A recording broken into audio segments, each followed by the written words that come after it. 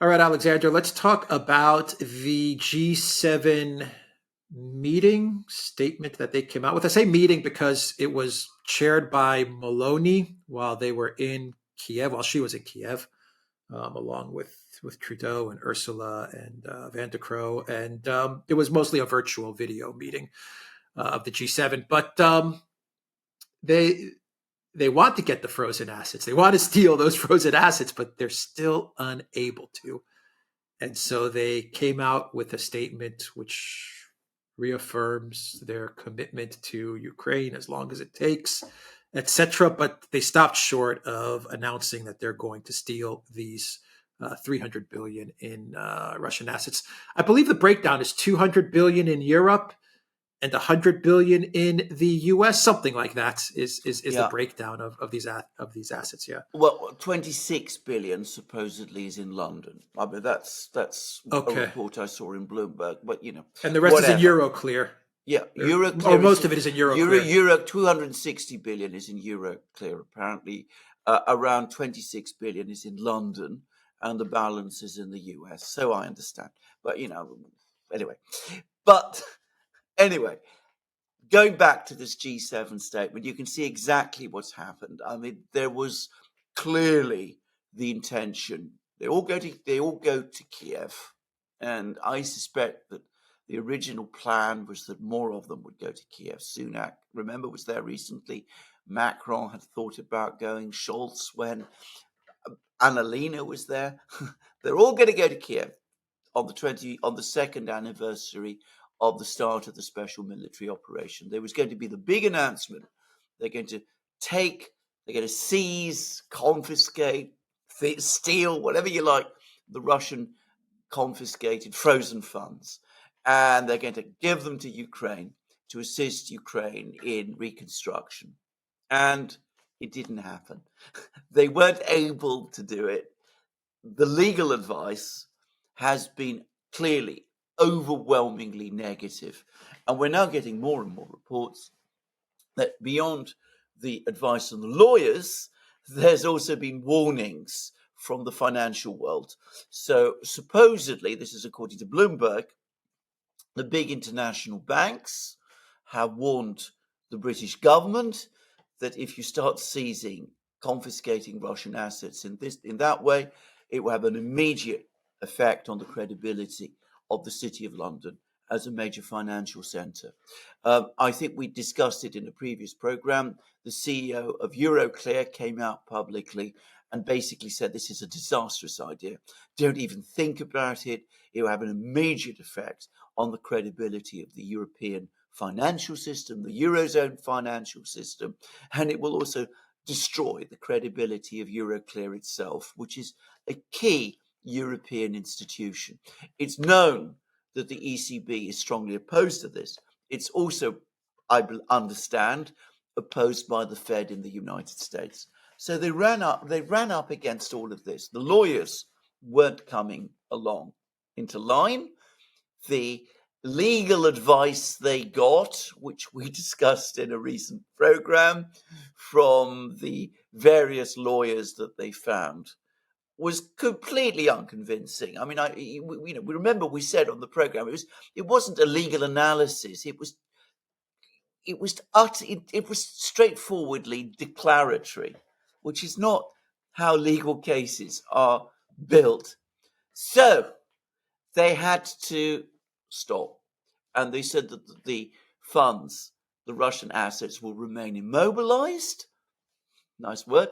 In other words, frozen until such time as Russia pays for Ukraine's reconstruction. There's interesting words.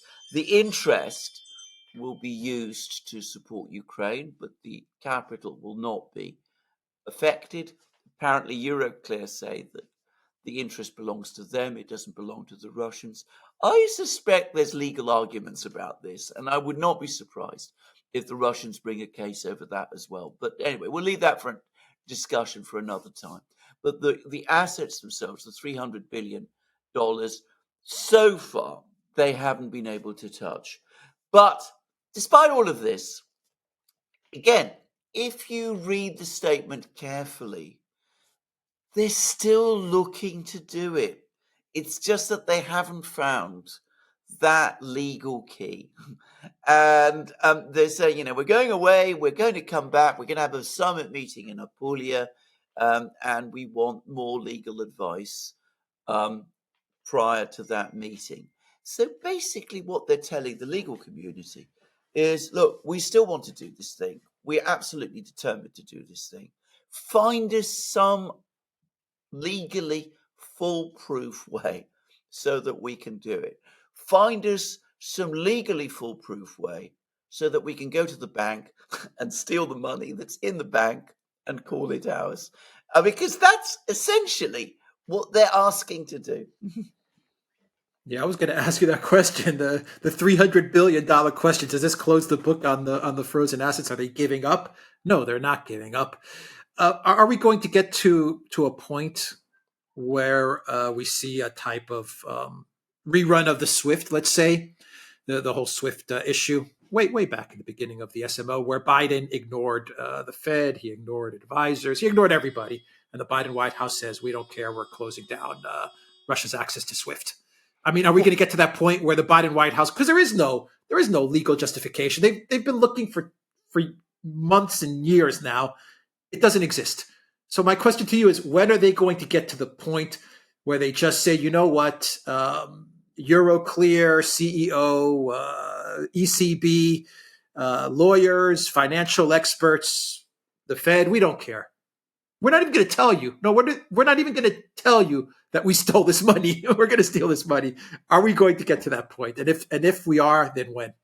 Right. The answer is that if it's left to this administration, if this administration remains in political control in the United States, then sooner or later we will get to that point.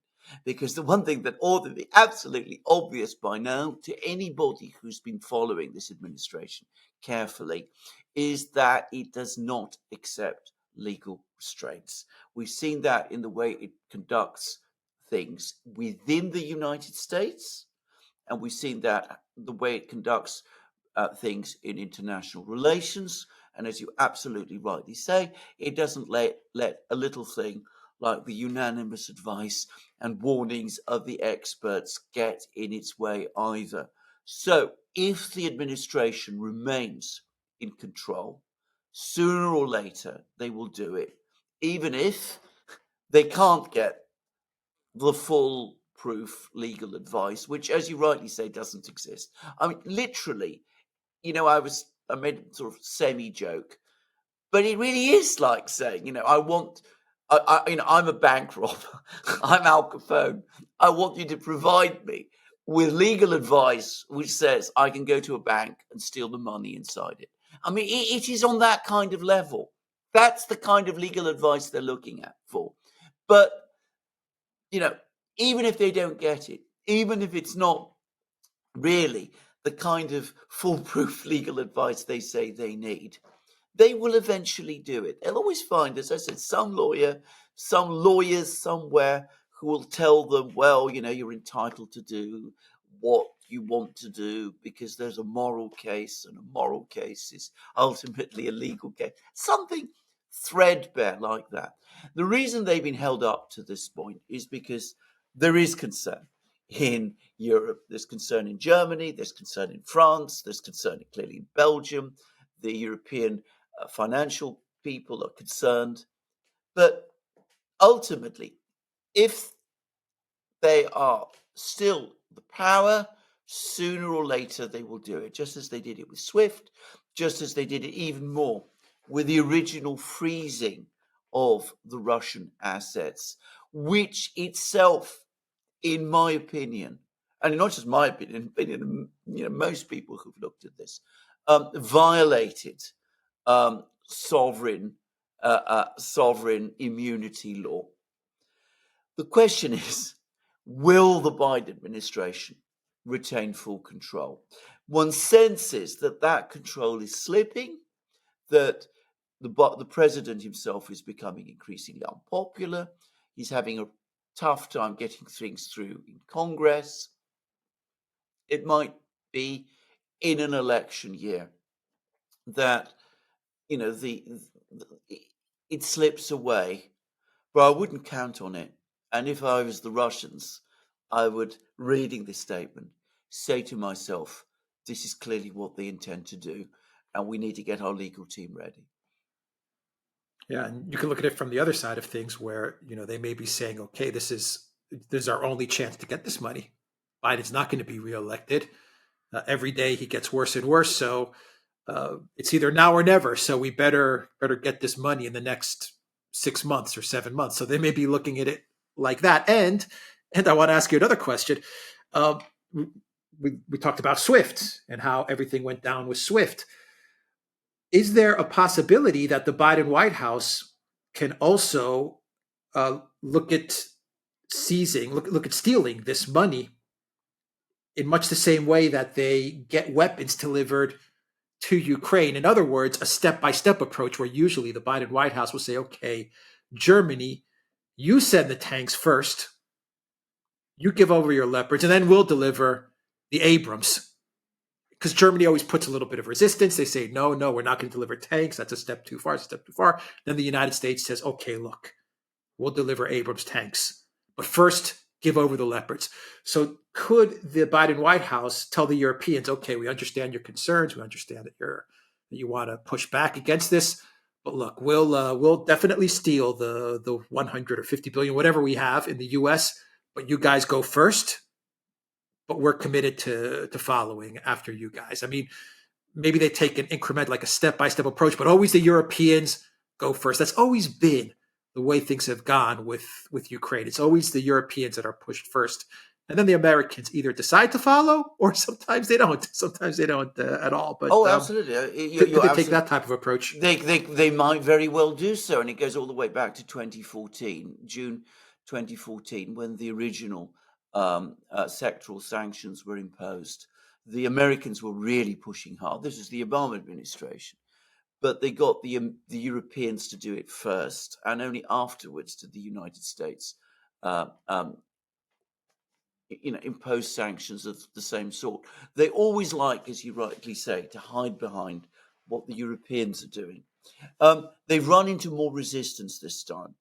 And the reason, I think, is because this is getting too close to the underlying financial credibility of the entire Eurozone. I suspect, when we talk about the ECB being opposed to this, I suspect the Bundesbank in Germany, in Frankfurt, is also strongly opposed to this. And, there is that. And it does have influence in Europe. But, we have seen that every time the Europeans put up resistance, eventually they fold. And because they folded so often now, they find themselves in a situation where they have to be even more hardline than the Americans are, because if the Americans pull back, they're exposed. So, there's that dynamic in play as well. And you're on top of that, you're absolutely right. If they do sense that the situation is slipping out of their control, that may actually make them decide to accelerate and do this even faster before the window in doing it closes shut entirely. But one senses it's proving more difficult this time. And from a Biden administration point of view, especially in an election year, the absolute disaster, the complete catastrophe, is if they go ahead and do something like this, and then the Fed goes public and the ECB go public and say that this is a very bad idea and we don't agree, and perhaps even start taking countermeasures to try to protect any drain on the EU financial system, for example, by raising interest rates. So, it's not quite as straightforward as it looks, but the intention to do it is there. The will to do it is there. They're very frustrated and angry that they haven't been able to do it up to now. But left to themselves, they will do it. Of that, I have no doubt. This has got to be eating away at them. I mean, this has got to be keeping them up at night to see this 300 billion just sitting there And you know they want to grab this money, but they can't. This has got to be so frustrating for them. Absolutely, and they're very angry about it too. I mean, that's the other thing that comes through very much clearly from this statement. And by the way, an article that the British Prime Minister Rishi Sunak, who's obviously up to his ears in this now, wrote in the Times. They are clearly very, very angry that they haven't been able to do it up to now. All right. We will leave it there. TheDuran.locals.com. We are run by Odyssey, BitChute, Telegram, Rockfin, and Twitter X. And go to the Duran shop. 15% off all t-shirts. Take care.